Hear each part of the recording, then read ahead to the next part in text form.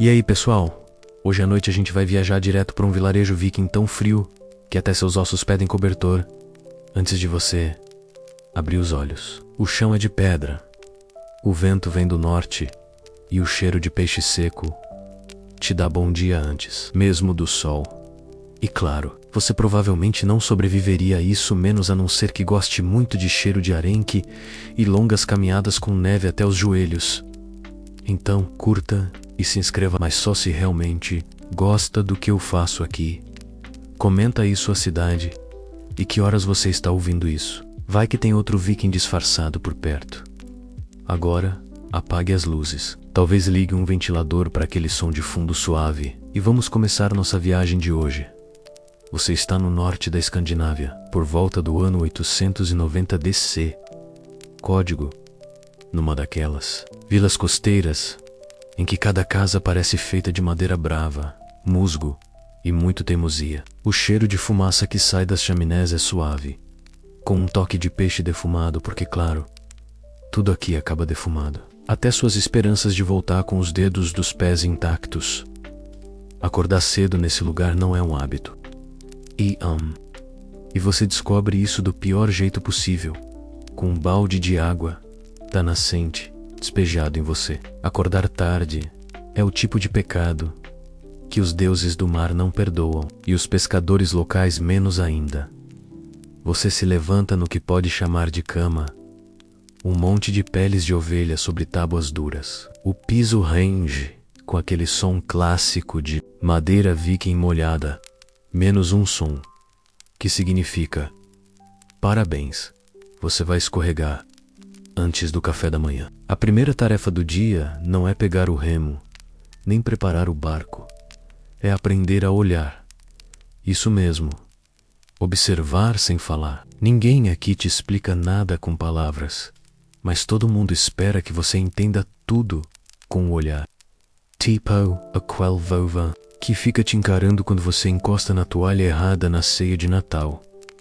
Lá fora, o céu ainda está um pouco azulado, misturado com o cinza do amanhecer. O ar tem cheiro de sal e madeira molhada. Os barcos balançam levemente no pequeno porto, como se estivessem se espreguiçando. É tudo silencioso, exceto por alguns corvos que discutem alguma fofoca local em cima do mastro. Provavelmente sobre você.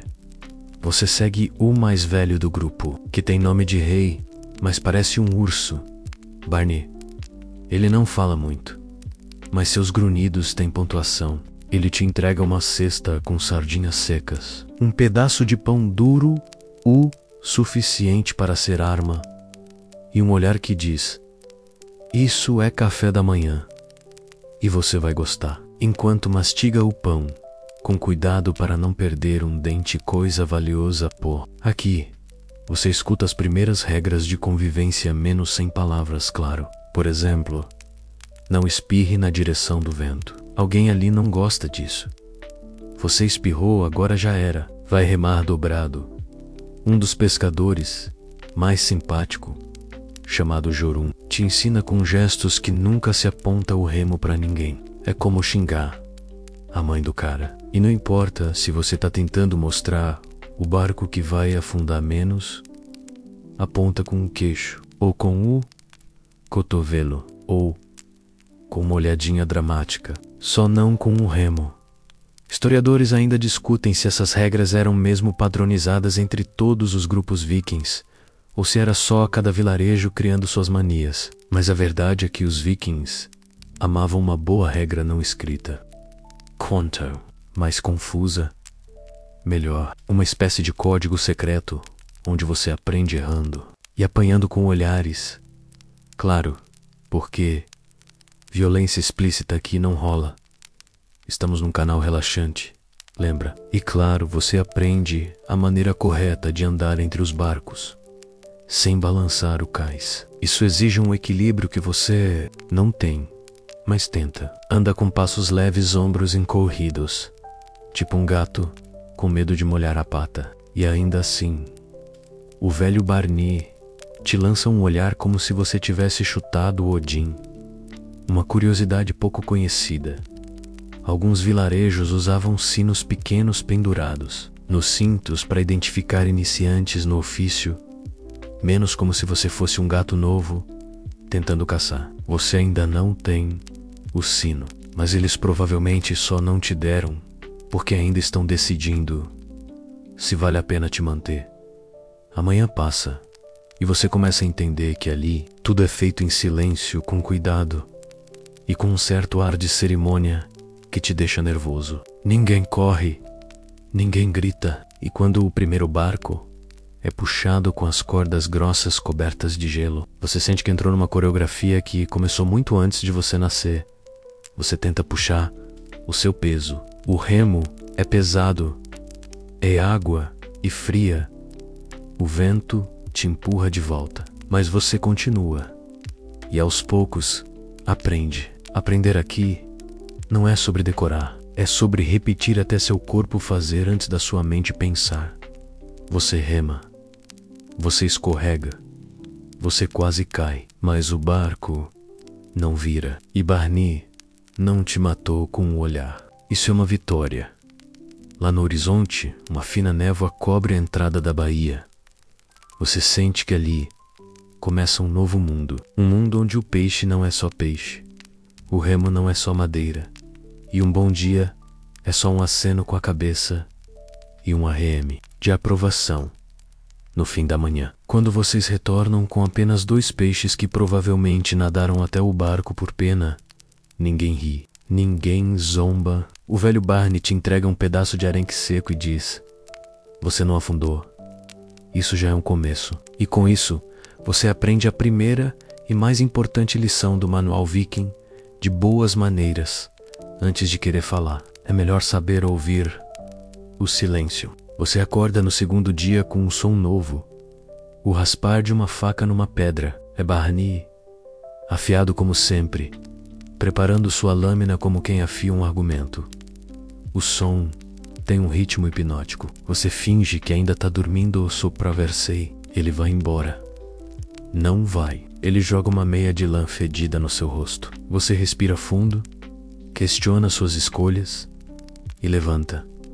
Hoje você vai pescar no mar aberto. É tipo pular da aula de natação direto para uma competição olímpica, com tubarões como jurados e o frio como patrocinador. Antes de ir, eles te ensinam um gesto curioso: tocar a testa e depois a água antes de embarcar. Algo entre superstição e protocolo, tipo bater na madeira só que mais gelado.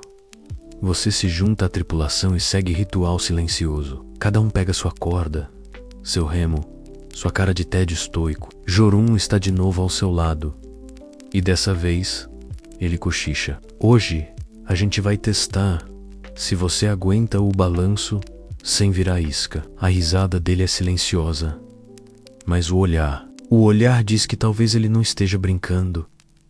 O barco avança devagar, cortando a água como faca afiada em manteiga congelada. O vento bate no seu rosto e te lembra que você esqueceu as luvas. De novo, parabéns, Viking moderno no mar aberto. As regras de etiqueta mudam. Não se grita o nome de ninguém. Você assovia. Cada pescador tem seu assovio. O seu, por enquanto, é um apito ridículo que mais parece um passarinho nervoso. Barney te olha como se você tivesse invocado Loki por acidente. E talvez tenha... Lá, pelo meio da manhã, você tem sua primeira chance de lançar a linha Paris Simples. Mas você erra. Lança torto. Quase acerta o remo de Jorun. Ele te olha com aquele olhar ancestral que diz: você quer pescar ou quer ser pescado? Fato histórico mainstream. Os vikings usavam linhas feitas de crina de cavalo ou fibras de linho trançadas, com anzóis de osso ou bronze, mas e etiqueta não está no equipamento, está na entrega. Lançar a linha com pressa ou de forma barulhenta é uma falta grave. É como mastigar de boca aberta em jantar de sogra. Curiosidade pouco conhecida em algumas regiões costeiras da Noruega. Acreditava-se que lançar a linha enquanto se assobiava podia espantar peixes, mas atrair sereias. vai ver uma desculpa para explicar barcos desaparecidos, ou só uma tentativa criativa de ensinar a ficar quieto. Você observa Barney pescar. Cada gesto dele é uma dança milenar lento, preciso, quase meditativo. Ele não sorri, mas você nota algo. Quando o anzol puxa, ele fecha os olhos por um segundo, como se agradecesse ao mar. Historiadores ainda discutem se os rituais de pesca tinham base religiosa ou eram só hábitos passados por tradição oral. Mas aqui, você sente que é quase espiritual. Silêncio, respeito e nada de cuspir na água. Isso você aprende depois de fazer exatamente isso e receber um puxão de orelha literal. Barney tem mãos grandes e pouco senso de humor. À tarde, vocês enfrentam uma tempestade pequena. Só uma brisa, dizem eles. Para você, é o equivalente a estar dentro de uma máquina de lavar ligada no modo demônio em fúria. Mas você não vomita. Isso já é considerado sinal de bravura. E estômago vazio. No caminho de volta, a conversa volta, mas em sussurros. Eles te ensinam a dizer: tá aqui obrigado da forma certa, menos curta, sem sorrir muito. E aí, entre elogiar um peixe bom tamanho e ofender o pescador grande demais para ser seu. De volta ao cais, você ajuda a descarregar. Agora você sabe que colocar o peixe na tábua com a barriga para cima é falta grave. Por quê? Porque sim, algumas regras são só isso. Porque sim, bem-vindo ao manual. Antes de dormir, Barney te entrega um pequeno anzol velho. Não diz nada, só coloca na sua mão e vira as costas. Você entende. Foi aceito. Ou pelo menos, não será mais expulso. Você deita. O cheiro de sal ainda está no seu cabelo. A sensação de balanço ainda está nas pernas. Mas o peito já começa a se acostumar com esse ritmo viking. Lentamente, você adormece ao som da faca de Barney, sendo afiada mais uma vez, e torce para que amanhã ela não seja usada em você. No terceiro dia, você acorda antes do sol. Ou talvez o sol só tenha desistido de aparecer. A neblina cobre o vilarejo como um cobertor mal lavado. E o ar tem gosto de musgo e peixe velho. O tipo de manhã que faria qualquer um virar pro lado e fingir que não tem compromissos vikings. Mas você já sabe. Barney é o compromisso. E ele está parado na porta, com 2 canecas de chá de ervas, uma expressão impaciente e 0 sinais de piedade. Hoje, você não vai ao mar, vai ao mercado. E se você achava que um mercado viking era só gritaria e escambo, bom, não está totalmente errado, mas o mercado de pescadores tem suas regras próprias, tão sutis quanto o cheiro de arenque defumado que se infiltra em tudo, inclusive nos seus sonhos. A primeira regra que você aprende: não se fala de preços, fala-se de qualidade. Não pergunta quanto custa o bacalhau, você pergunta quanto tempo ele canta com os deuses. Poético sim, confuso também, mas elegantemente viking. Você observa os mestres da negociação. Um velho com um topo-urro e uma barba que parece ter sido trançada por um urso está tentando trocar um balde de mexilhões por uma corda de cânhamo. Eles discutem os méritos dos moluscos como se fossem vinho raro. Você tenta entender. Desiste. Vai olhar os peixes secos. Barney te apresenta os termos de cortesia: bom vento, mar calmo, redes fartas. São saudações formais entre pescadores e têm quase o mesmo valor que um aperto de mão. Mas errar a ordem, menos tipo dizer mar calmo antes de bom vento, pode soar como desejar má sorte, como elogiar o cabelo da avó no velório. Evitar fato histórico mainstream. Os mercados nórdicos funcionavam como centros de troca de mercadorias e culturas. Pescadores trocavam peixe por madeira, couro ou até poesia. Escalda, os poetas vikings às vezes recebiam peixe como pagamento por canções. O Spotify da era viking. Curiosidade pouco conhecida. Em alguns vilarejos islandeses, era considerado de mau agouro vender enguias nas quartas-feiras. Ninguém sabe exatamente o motivo, mas você não vai ser o primeiro a quebrar essa regra hoje. Você acompanha Barney numa negociação complexa por um cesto de ostras. Ele oferece um peixe, uma história engraçada e uma garrafa de hidromel quase vazia. O outro homem ri, recusa depois a citar. Você aprende que entre pescadores, o humor vale quase tanto quanto o produto. Se a piada for boa, o preço desce. Se for ruim, você paga mais. E você não é engraçado ainda, então nem tente enquanto isso. Uma discussão começa ao lado. Um jovem pescador tentou vender um bacalhau claramente roubado, e o ofendido, um homem com braços do tamanho das suas coxas, exige compensação. Mas ninguém grita. Não há briga, apenas um silêncio coletivo desconfortável, até o jovem admitir o erro, devolver o peixe e oferecer sua faca como pedido de desculpas. Ética viking em ação. O objeto mais útil é sempre o pedido de perdão. Ideal. Historiadores ainda discutem se havia um código formal de conduta nos mercados nórdicos, ou se tudo era mantido por tradição oral e pressão comunitária. Mas provoca, tá claro. Ninguém precisa de lei escrita quando uma expressão de decepção viking tem o mesmo efeito que um julgamento oficial. Ao final do dia, Barney compra uma rede nova menos tecendo. Ele mesmo os últimos nós, enquanto explica. Rede mal feita é igual história ruim. Desfia fácil, afunda mais fácil ainda. Você faz que sim, com a cabeça, mas por dentro, só pensa em como essa rede parece com sua vida. Na volta, vocês param na taverna. Lá, a etiqueta muda de novo.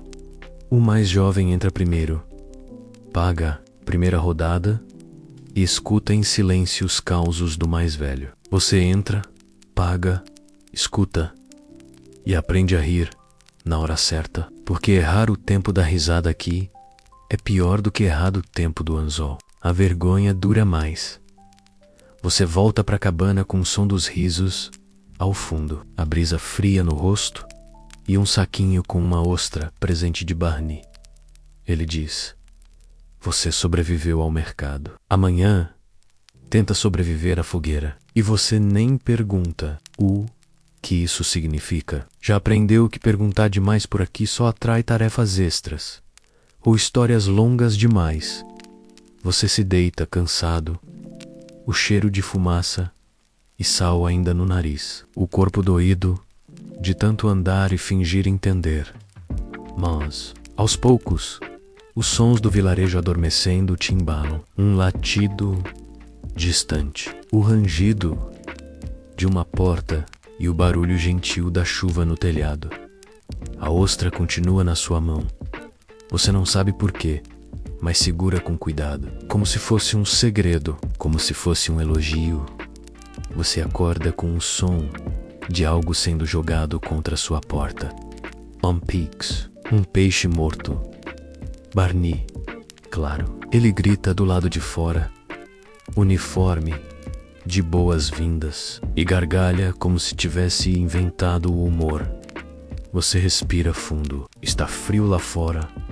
O tipo de frio que parece estar tentando negociar diretamente com seus ossos. Mas você se veste menos com camadas e mais camadas de lã que pinicam menos e sai, com um peixe ainda na mão, porque recusar um presente de madrugador é, aparentemente, a terceira maior ofensa entre pescadores, perdendo apenas para cuspir no remo e errar a ladainha da maré cheia.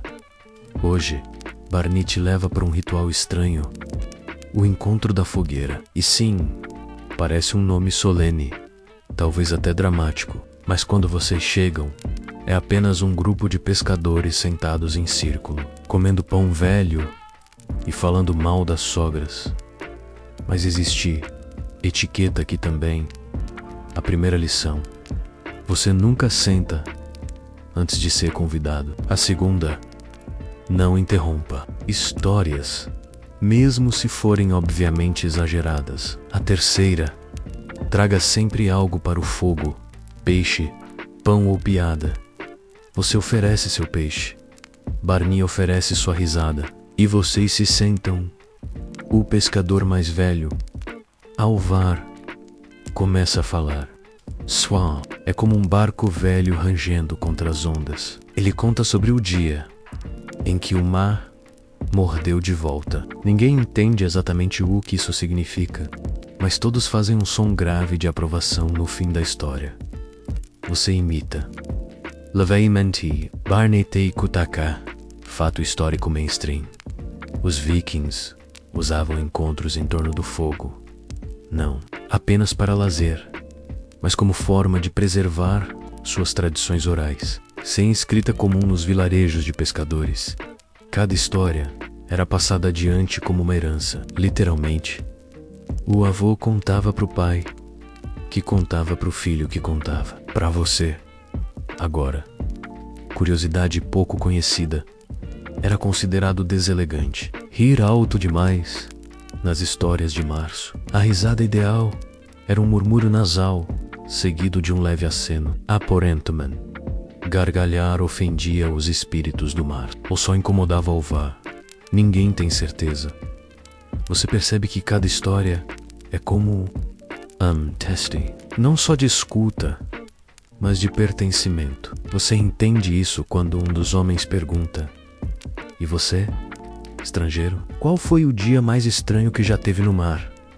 Você nunca esteve no mar, mas inventa algo com um bote, um pato e um peixe, que parecia rir.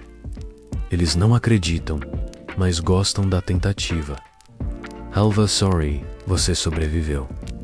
Historiadores ainda discutem se esses encontros tinham alguma estrutura ritualística definida, ou se eram simplesmente desculpas comunitárias para aquecer os pés e esvaziar barris de hidromel. Mas algo ali é mais profundo. Talvez seja o silêncio entre as falas. Talvez o jeito como todos olham para o fogo como se ele estivesse contando sua própria história. Ao final do encontro, você aprende mais uma norma. Sempre elogie a última história, mesmo se tiver sido confusa ou sem sentido. É uma forma de respeito. Você diz: essa do peixe falante, profunda, e todos acenam, como se realmente fosse no caminho de volta. Barney conta que, se você errar o nome de um barco em uma história, o próprio barco pode ficar ofendido. Você ri. Barney não. Ele só diz: meu avô esqueceu o nome do barco dele uma vez. Nunca mais achamos o barco. Você decide decorar o nome de todos os barcos da vila antes da próxima fogueira. Em casa, a ostra ainda está ali, em cima da mesa. Você a coloca ao lado do peixe da manhã, formando uma estranha oferenda de boas maneiras vikings. Sente-se honrado, ou pelo menos aceito. O vento sopra com força lá fora, e dentro da cabana, o fogo estala em resposta. Você se deita e pensa: será que o mar está ouvindo? Você acorda mais cedo do que gostaria. A luz do sol ainda está tímida, como se também estivesse com preguiça de sair. Lá fora, o gelo estala nos telhados, o tipo de frio que faz suas narinas se arrependerem de existir. Hoje, dizem, é o dia do nó. Não tem nada a ver com casamento. Tem a ver com cordas. Muitas cordas. Barney aparece na sua porta com um feixe delas nos braços. Hora de mostrar se você sabe amarrar sem afogar ninguém. Você não tem certeza se isso é uma metáfora. Uyu, uma amica. Provavelmente os dois. Vocês seguem para a casa das cordas, um galpão de madeira coberto de salitre, onde os pescadores praticam, debatem e, claro, julgam os nós dos outros. Você entra e é imediatamente cercado por homens, segurando pedaços de corda com o mesmo respeito que monges teriam por pergaminhos sagrados. Barney aponta para um mural. 27 tipos de nós. cada um com um nome mais específico que o anterior. Nó da âncora tímida, laçada do vento sul, volta do remo cansado. Você tenta um nó simples. Parece mais uma tentativa de escultura moderna do que uma estrutura funcional. Barney apenas murmura: não mostre isso ao Alvar. Ele vai se fingir de morto. Você ri. Barney não. Fato histórico mainstream. Os nós eram essenciais para qualquer atividade viking relacionada ao mar, pesca, navegação, até para amarrar os barcos durante tempestades. Cada tipo de nó tinha um propósito, e muitos eram passados de geração em geração, como técnicas quase ritualísticas. Curiosidade pouco conhecida entre os pescadores vikings. Acreditava-se que ensinar alguém um nó errado dava má sorte ao mar inteiro por 7 dias. Por isso, corrigir sem humilhar virou uma etiqueta delicada. Um pescador experiente sempre dizia: você quase acertou, mas esse nó parece estar com frio. Você passa a manhã sendo corrigido com essa frase. Alvar chega mais tarde. Ele observa seus dedos desajeitados, tentando a volta dupla da gaivota. Sim, esse é um nó real na vila. Ele apenas diz: você amarra como quem escreve poesia bêbado. Mas continue. Você sente um estranho orgulho disso. Enquanto aprende, percebe algo curioso. Todo mundo ali fala baixo. Existe um tipo de reverência naquele galpão. Talvez pelo março, talvez pelas cordas em si, ou talvez pela memória dos que não voltaram, porque confiaram em um nó mal feito. Historiadores ainda discutem se os nós vikings eram mesmo únicos ou se herdaram estilos de outros povos navegadores. Há registros de técnicas semelhantes entre celtas e povos do Mediterrâneo, mas os nomes eram puramente vikings. Ninguém além deles chamaria um nó de abraço do peixe zangado. No intervalo do aprendizado, Alvar senta-se ao seu lado e começa a contar a história de um barco que se soltou sozinho. Navegou por 3 dias e voltou com um peixe ainda. Viva no converse. Todos assentem como se fosse perfeitamente normal. Você quer perguntar como, mas lembra da etiqueta. Não se interrompe histórias estranhas. Barney, ao seu lado, tenta te ensinar um nó novo, mas suas mãos estão geladas e trêmulas. Você erra, ele desfaz. Vocês riem. A tarde passa e seus dedos já não sentem mais. Aponta, mas aos poucos você começa a entender. O nó não é sobre a corda, é sobre a paciência, sobre o tempo. Sobre prender o que é solto sem machucar. No fim do dia, você amarra seu próprio nó de âncora. Não está bonito, mas está firme. Alvar observa, coça a barba e murmura, feito de forma horrível, mas não cai. Você considera isso um elogio. De volta à sua cabana, Barney te dá um presente. Uma pequena corda trançada com conchas, para você lembrar de não afundar, ele diz. Você pendura na parede, bem ao lado da ostra, cada objeto ganhando significado, devagar, como as histórias da vila. O vento sopra de novo. As cordas no telhado da sua cabana balançam suavemente, como se testassem os nós do destino. Você deita, sorri e pensa: hoje eu prendi algo. Você acorda ao som do mar batendo, suave, contra as pedras. Mas não é só o som do mar, é também o som de vozes, muitas vozes, discutindo algo no cais, com aquela entonação típica de quem está bravo, mas tentando manter a compostura porque o café da manhã ainda nem foi servido.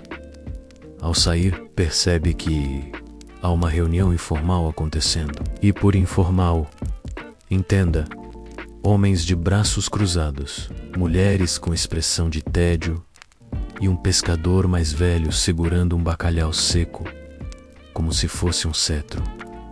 É o conselho do peixe. Sim, é o Steam Isso.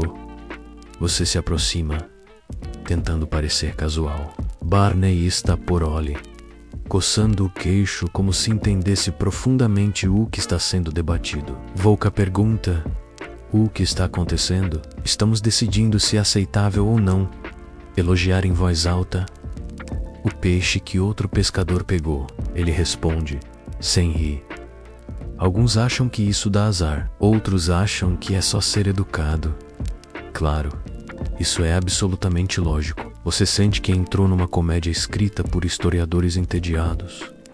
Mas aí você percebe, não é piada. Para os pescadores vikings, etiqueta não era apenas sobre bons modos, era sobre o equilíbrio invisível entre sorte, respeito e sobrevivência. E como ninguém queria desafiar o mar porque o mar, dizem, tem ouvidos, tudo precisava ser feito com cuidado. Fato histórico mainstream. Os vikings tinham uma relação sagrada com o mar. Ele era visto não só como fonte de sustento, mas como entidade viva, algo que poderia punir ou recompensar. Dependendo da conduta dos pescadores, era comum realizar pequenos rituais antes de zarpar, como murmurar versos antigos ou tocar instrumentos simples à beira da água. Curiosidade pouco conhecida: há registros de comunidades vikings nas quais era proibido assobiar nos barcos. Acreditava-se que assobiar chamava o vento de forma errada. Menos ou pior, chamava espíritos brincalhões que mexiam com as redes. Ainda hoje, em alguns vilarejos costeiros da Noruega, os mais velhos não assobiam perto da praia, por via das dúvidas. Enquanto isso, Alvar surge carregando 2 baldes de peixe e uma expressão de absoluta decepção. Ele se junta ao conselho, joga um dos peixes no chão e diz: se ele pegar mais um elogio, juro que vou começar a cantar no barco só para equilibrar essa sorte exagerada. Você entende? Há uma tensão delicada entre elogiar e provocar inveja, entre respeitar e desequilibrar o jogo invisível das marés.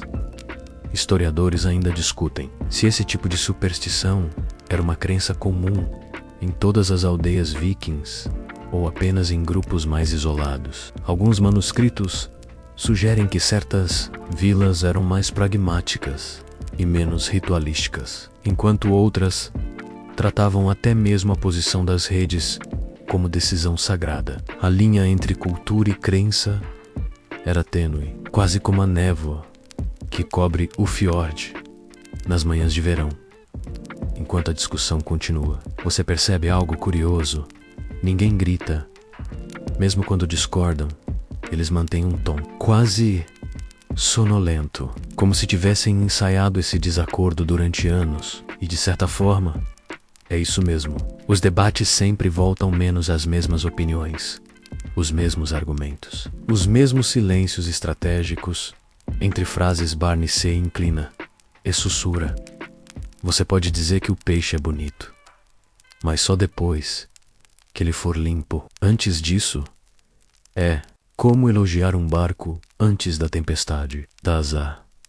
Você arquiva essa regra mentalmente. Tá ficando complicado, mas também menos de forma estranha, menos aconchegante.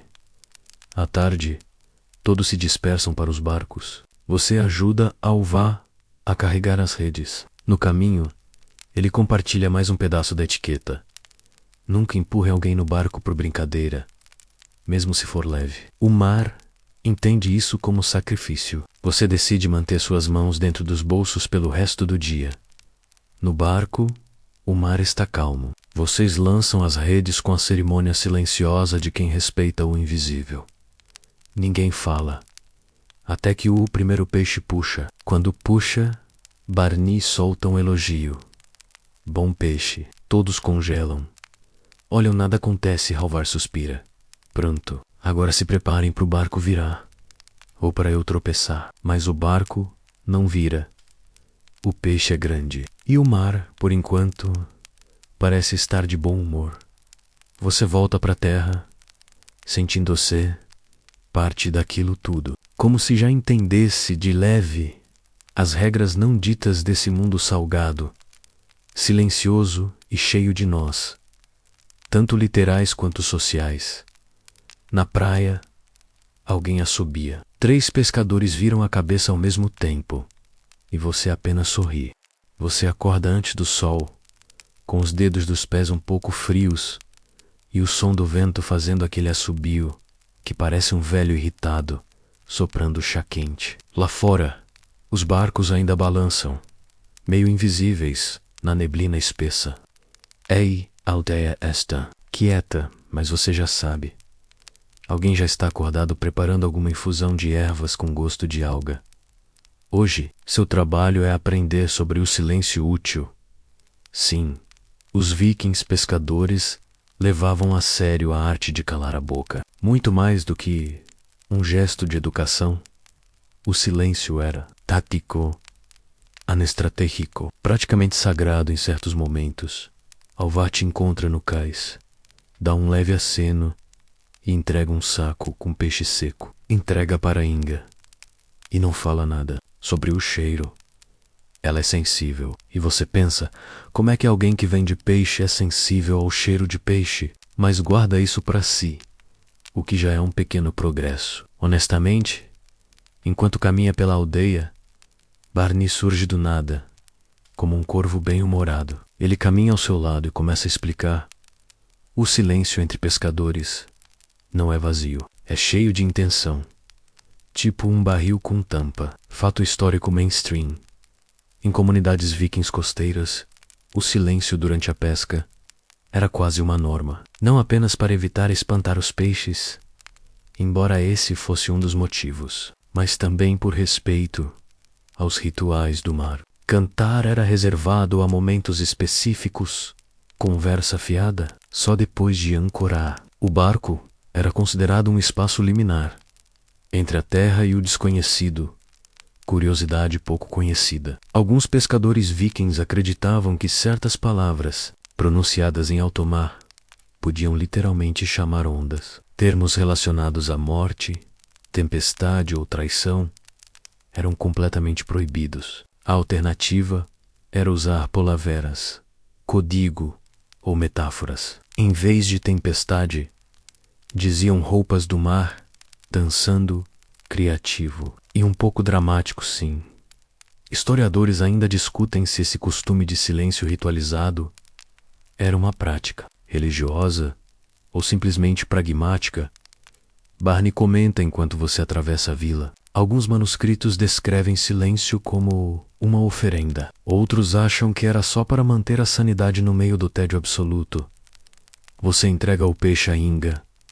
Ela apenas assente. Você também assente. E depois de 5 segundos olhando um para o outro como se estivessem prestes a duelar, você vai embora.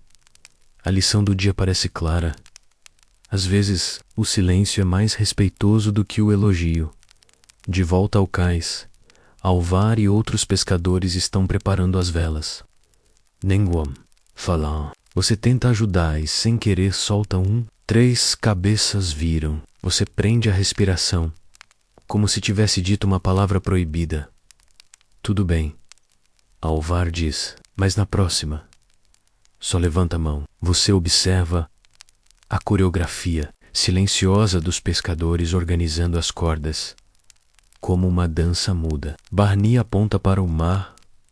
O silêncio começa onde a terra termina. Se você não levar isso a sério, ele leva você. Pode e um pouco ameaçador, mas você finge que achou profundo. Horas depois, em alto mar, tudo continua em silêncio. Só o som do casco cortando a água e o ocasional ranger das madeiras. Você sente o vento, o cheiro salgado e algo curioso, uma calma difícil de descrever, como se estivesse dentro de um pensamento Barney Kouchika, como se falasse com os deuses. Quando o mar está quieto, a gente responde igual. É tipo cortesia. O sol começa a descer e os peixes não estão mordendo muito hoje. Mesmo assim, ninguém reclama, ninguém comenta. Você tenta entender esse código não escrito, onde cada suspiro tem valor e cada gesto tem contexto, quando retornam à aldeia. Há uma sensação estranha no ar, menos como se o dia tivesse sido mais cheio, justamente por ter sido mais silencioso. Antes de dormir, você anota mentalmente. Regra número 17 do Manual de Boas Maneiras entre Pescadores Vikings. Falar demais em alto mar é como usar perfume para caçar cervos. Você ainda não sabe o que isso quer dizer, mas anota assim mesmo. Você acorda com uma nova missão. Hoje é dia de aprender a arte de compartilhar, mas sem exagerar. Entre os pescadores vikings, dividir não é só generosidade, é cálculo social, protocolo quase diplomático e, às vezes, uma forma discreta de medir a coragem alheia. O dia começa com uma tigela de mingau que você acha que é de cevada, mas pode muito bem ser uma mistura de grãos que alguém esqueceu de identificar. Do seu lado, Alvar está mastigando como se fosse palha. Ele olha para você e diz: hoje você pesca com Rurik. Só não aceite o arenque dele. Confia. Faz que 5 a cabeça, embora não tenha ideia do que isso quer dizer. Na praia, Rurik já espera, parecendo uma mistura de estátua norueguesa com um urso cansado. Ele te oferece um pedaço de peixe seco. Você recusa, sorrindo com o tipo de educação que Alvar provavelmente aprovaria. Boa escolha, diz Rurik, enfiando o peixe de volta num saquinho de couro que cheira a sal e algo misteriosamente azedo, enquanto arrumam o barco. Rurik começa a explicar a etiqueta do compartilhamento. Dividir comida é sinal de respeito, mas não dividir tudo. Isso aqui não é um banquete do rei. E, fato histórico mainstream, entre os vikings, o ato de compartilhar comida, bebida e histórias era essencial para manter laços sociais. Durante expedições, as refeições comuns reforçavam alianças e preveniam conflitos, mas havia limites. Levar comida de outro homem sem permissão, por exemplo, podia ser considerado uma ofensa grave, menos até mesmo um motivo para um duelo judicial. Curiosidade pouco conhecida: pescadores vikings costumavam marcar seus utensílios com pequenas runas, entalhadas, não só como identificação, mas como símbolo de propriedade mágica. Havia uma crença ainda debatida pelos historiadores de que comer com a colher de outro homem podia atrair má sorte, ou, pior, o gosto dele. Historiadores ainda discutem se essas runas tinham função exclusivamente simbólica ou se eram ligadas a crenças animistas, diz Rurik, com um leve sorriso. Mas se você pegar minha colher, eu juro que o mar vai cuspir a gente de volta. Você anota mentalmente. Regra número 22. Menos não encoste na colher alheia, sem autorização expressa em 3 entonações diferentes. Horas depois, Vulcus no barco. Rurik corta um peixe e oferece um pedaço. Dessa vez, você aceita menos, mas só metade.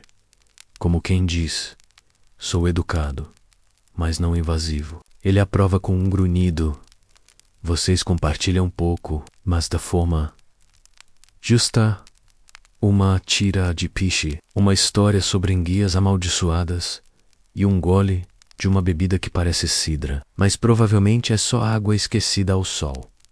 Na volta, vocês cruzam com outro barco. Um pescador acena e grita: Rurik, pegou alguma coisa? Peguei silêncio, ele responde, como se fosse uma grande piada. Você ri. O outro barco também ri. Provavelmente é um tipo de humor interno ou um código secreto. De volta à vila, você ajuda a descarregar os peixes. Rurik te entrega uma parte, envolta em tecido de lã, para o jantar, mas diz que foi você que pescou. Vulcusori, isso é mais do que peixe, é respeito. À noite, sentado perto da fogueira, você ouve uma conversa sobre um pescador que ofereceu muito peixe a um hóspede. Resultado: foi chamado de tentador. Entre os vikings, exagerar na generosidade podia parecer desespero social. Compartilhar é bom, murmurar. Halvar, mas ser insistente é coisa de sachão. Você não tem ideia do que isso quer dizer. Mas anota regra número 38 do Manual de Boas Maneiras entre Pescadores Vikings. Divida o peixe como quem divide o silêncio, com cuidado e bom senso. Você observa o céu, as estrelas estão em formação, o ar está quieto e o cheiro de peixe ainda não saiu da sua túnica. Aos poucos, você se dá conta de que está começando a entender esse código social que mistura comida, silêncio e olhares longos, e por mais estranho que pareça, faz. O dia seguinte começa com um vento frio que parece sussurrar direto da garganta de um dragão resfriado. Você puxa a capa de pele até o queixo e tenta ignorar o som ritmado de alguém afiando uma lâmina logo atrás de você. Soulove, de novo, ele tem a estranha mania de afiar machados logo antes do café da manhã, para manter o apetite afiado. Segundo ele, você ainda não sabe se é uma piada ou uma ameaça sutil. Hoje, você vai aprender outra camada da arte viking, de convívio a baramar o silêncio significativo. Sim, entre pescadores vikings, o silêncio é mais do que a ausência de som menos. É uma linguagem própria. Diz bom dia, não gostei disso. Você pegou meu remo, e até preciso pensar em como dizer que seu peixe fede. E como quase toda linguagem, o silêncio pode ser mal interpretado. E entre vikings, mal entendidos não costumam terminar em cafés e desculpas educadas. Enquanto se aproxima do barco, Halvar caminha ao seu lado. Ele não diz nada, apenas entrega um remo e sobe. Você o segue. A travessia até a área de pesca é silenciosa, não por falta de assunto, mas por pura etiqueta. Todo som, antes da primeira isca, é visto como distração, ou pior, azar, fato, histórico mainstream. Os vikings, especialmente em comunidades costeiras da Noruega, praticavam longos períodos de silêncio ritual durante a pesca. Acreditava-se que ruídos excessivos podiam assustar os peixes ou ofender espíritos marinhos. Curiosidade pouco conhecida. Alguns relatos escandinavos falam de pescadores que utilizavam olhares codificados para transmitir mensagens durante as viagens. Uma sobrancelha levantada indicava correnteza forte. 2 piscadelas e uma fungada podiam significar a focas por perto. SIM, um sistema que daria inveja a qualquer time de espiões discretos historiador. Ainda discutem se esses códigos oculares eram realmente sistematizados ou apenas resultado de convivência intensa entre tripulantes. Mura, Halvar, finalmente quebrando o silêncio com sua voz grave e entediante como uma pedra pensativa. Você tenta não rir, mas escapa um pequeno som. Halvar lança um olhar, silêncio quebrado antes da hora. Não é o fim do mundo, mas anota-se. Regra número 44. Menos nunca ria primeiro. A pescaria corre bem. Nenhum peixe fala, o que já é um bom começo. Você pega 3 bacalhaus pequenos e um arenque com cara de quem desistiu da vida. Halvar não elogia, mas você percebe um leve movimento de queixo, quase imperceptível, entre pescadores vikings. Esse é praticamente um parabéns com confete. Na volta, um pequeno grupo de crianças corre pela praia gritando sobre pixies voadors, o que na realidade são gaivotas famintas. Halvar resmunga algo sobre as pragas terem ficado mais espertas que os próprios deuses. No jantar, você compartilha parte do peixe com uma família que perdeu o barco na última tempestade. Você entrega os pedaços em silêncio, sem gestos exagerados. Eles agradecem com um aceno e adivinha, Silêncio respeitoso. Você começa a gostar dessa etiqueta, onde menos é mais. E o barulho é só pras gaivotas. Mais tarde, alguém desafina em uma música na tenda comunal. Metade dos pescadores finge dormir. A outra metade boceja em protesto. Olav murmura: a única coisa pior que um peixe podre é uma canção fora do tom. Você ri sozinho. E silêncio, claro. Regra número 61: menos fale quando for importante. Respire quando for sábio. E ria pra dentro. Foca-se daeta, enrolado em peles, ouvindo o som do mar. O vento parece rir junto com você. E honestamente, isso já é conversa o suficiente por hoje. Amanhã é fria, mas não cruel. Volca abra os olhos antes do sol e sente o cheiro da brisa salgada, misturado com um leve toque de peixe defumado e couro envelhecido. Sons abafados de botas no cascalho indicam que a vila já respira menos devagar, como quem espreguiça o espírito. Hoje é dia de descanso, tecnicamente. Mas aqui, descanso significa consertar redes, limpar escamas de peixe debaixo das unhas e fingir que você não ouviu sua vizinha reclamar pela 10ª vez que seu galho de secagem está muito perto do dela. Você sorri e não responde. Regra número 75. Jamais discuta território de secagem com uma viking viúva. Elas vencem, sempre. Você caminha até o cais e encontra Haká preparando algo estranho. Uma pequena bandeja de pedras lisas, algas trançadas e uma concha decorada com tinta azulada. É para o rito da maré, ele diz, sem tirar os olhos do arranjo. Isso atrai peixes. Você pergunta, genuinamente curioso. Não. Isso impede que os pescadores se matem quando o barco atrasa. Ele pisca. Provavelmente uma piada.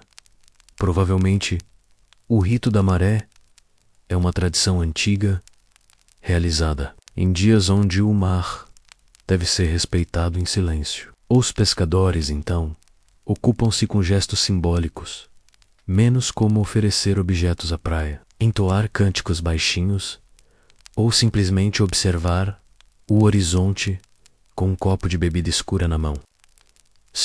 Meditação estilo viking. Fato histórico mainstream. Os vikings não eram apenas guerreiros impetuosos. Eram também profundamente espirituais, e práticas rituais ligadas ao mar e à pesca ocupavam um lugar de destaque em muitas vilas costeiras. Curiosidade pouco conhecida, em algumas comunidades norueguesas do século IX, era comum os pescadores carregarem pequenos talismãs feitos com dentes de foca. Acreditava-se que isso acalmava as águas, exceto em caso de mordida, durante a extração, claro. Aí só trazia azar e pontos na testa historiadores. Ainda discutem se essas práticas eram espirituais ou apenas superstições coletivas moldadas pelo tédio entre safras, diz Alvar, surgindo atrás de você como um fantasma com um mau hálito de cebola. Mais tarde, você ajuda a remendar uma rede com um nó novo que aprendeu ontem. A conobserva cruza os braços e comenta: esse nó chamamos de nó do noivado, por ser forte, por ser difícil de desfazer mesmo quando você quer muito. Ele sorri de lado. Você ri. E ele também. Riso real. Permitido-nos. Deus de descanso. Comedidamente. Claro, não vá se empolgar e sair contando piada de deuses trapalhões. Já aconteceu. E durou um inverno inteiro de olhares tortos. Ao entardecer, a vila prepara uma refeição coletiva. Panelas grandes, sopas espessas e pão que parece ter sido assado sob o peso de um escudo, mas é nutritivo, quente e compartilhado com cuidado. Você aprende outra lição importante. Regra número 86.